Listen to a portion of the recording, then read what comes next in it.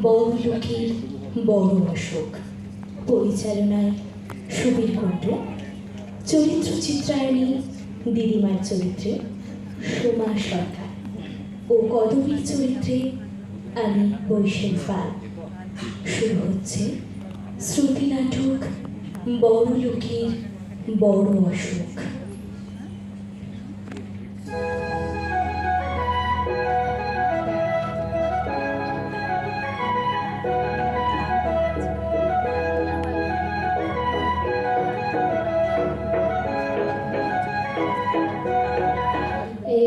কদম কদম বলি শোন না একবার।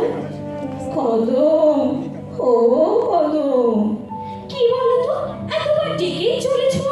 আমার এদিকে মেলা কাজ। হ্যাঁ, কাল একেবারে দেখে কে? ওই তো থপ থপ করে দুটো কাপড় কাচবি, খড় খড় করে একটু ছাঁট দিবি, আর কটা মাত্র বাসন। খুব যে বড় বড় কথা বলে একদিন করো না, তাহলে আমি মুক্তি পাই। কদম, বাড়াবাড়ি করবি না বলে দিচ্ছি।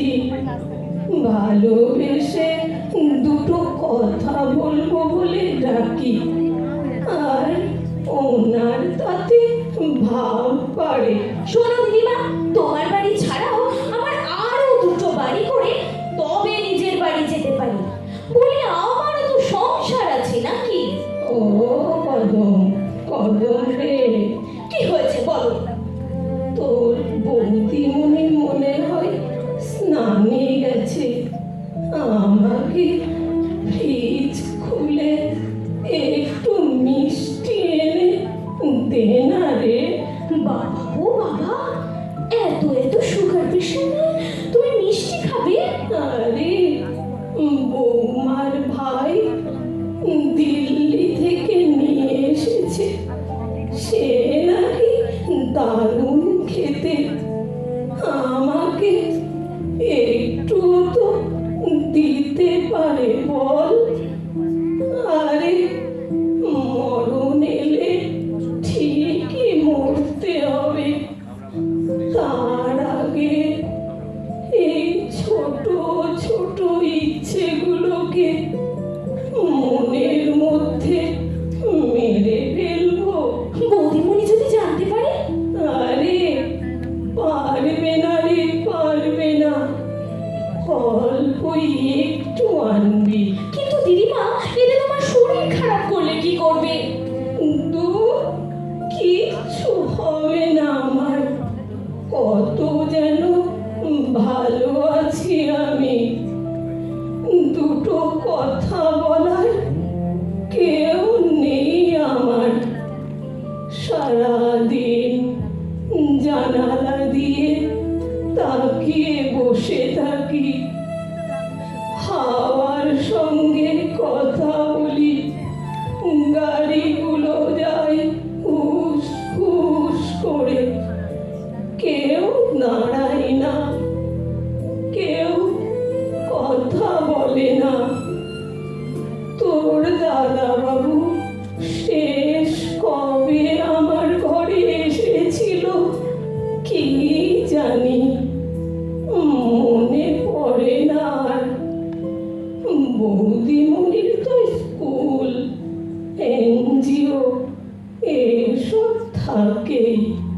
না গো দিদিমা, আমরা গরিব বটে, কিন্তু মনের কথা বলার লোক আমাদের আছে গো। বাড়ি ফিরলে খোকাটা ছুটতে আসে, সঙ্গে বসে থাকে না খেয়ে। আমি গেলে তবে পান্তা বাড়ি। টাকা থাকলে সুখ থাকে না রে কদম।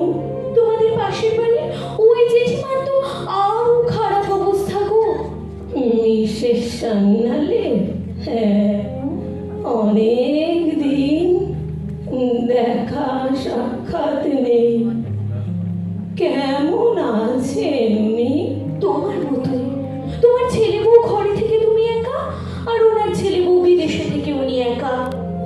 কত কি ইচ্ছে করে রে, এক জোড়া ভালো জুতো তোলা আছে, কোনোদিন সে পরে কোথাও যাওয়া হলো না রে। কেন আগের বার যে হসপিটাল গেলে তখন পরনি? দূর, তখন তো অসুস্থ ছিলাম। তবে এই বয়সেও তোমার যা রূপ, তোমার বউ তোমার ধারে কাছে আসবে না। কদম, খবরদার বলছি, আমার বৌমাকে নিয়ে বাজে কথা বলবি না। ওর অনেক গুণ, দেখতে দিয়ে কি হবে রে? ওর এনজিওতে কত মানুষের সেবা করে জানিস?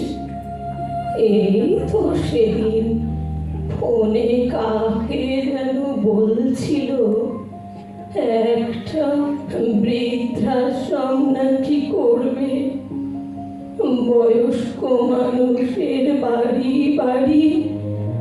এত অবহেলা ও সহ্য করতে পারে না রে। তোমাকেই সেখানে প্রথমে রেখে আসবে গো। কদম, তোর কিন্তু স্পর্ধা বেড়ে যাচ্ছে।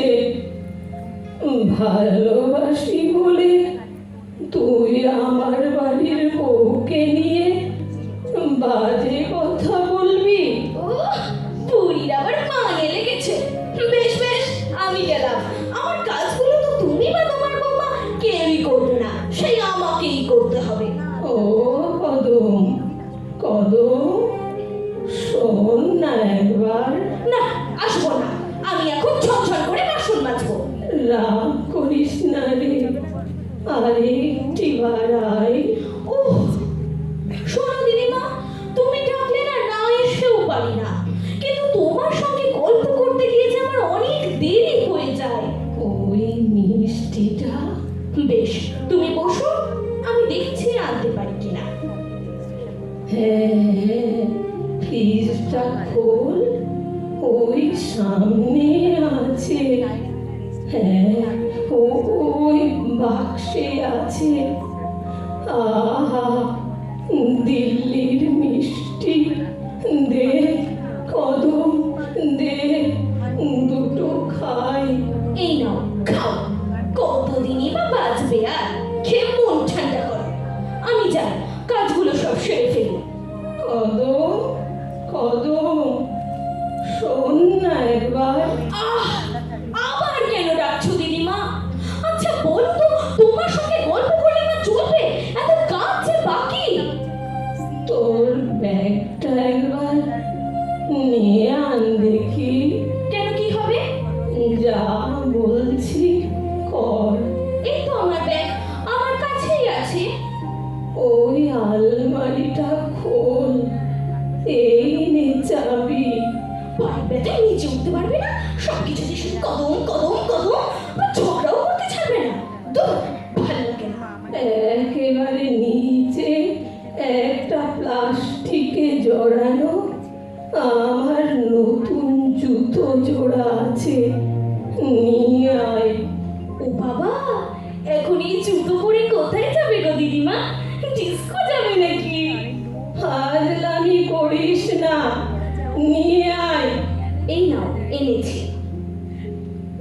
এবার তোর ব্যাগে ভরে ফেলেটা কদম। কি বলছো গো দিদিমা? তোমার এত শখের জুতো তুমি একবারও পরোনি, আমি কেমন করে নেব গো? যা বলছি তাই কর, আমার পায়ে ব্যথা, নড়ার ক্ষমতাও নেই। ও জুতোই আমার আর কি কাজ বল দেখি? আর এই মিষ্টিটাও নে, তোর ছেলেকে দিস, বলিস দিল্লির মিষ্টি।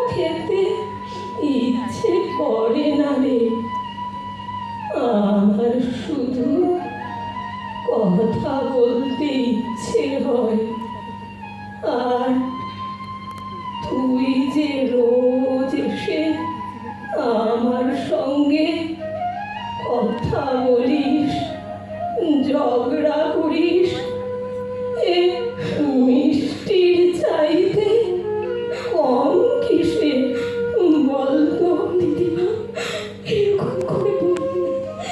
দিদিমা বৌমার স্নান শেষ হয়েছে বোধহয়। যা, তুই কাজগুলো শেষ করে নে। দিদিমা আশীর্বাদ করো দিদিমা, তোমার মতো একলা না হই কোনোদিন। দূর, এই বড় লোকদের বড় অসুখ। তোরা তো গরিব, তোদের এ রোগ হবে না কোনোদিন।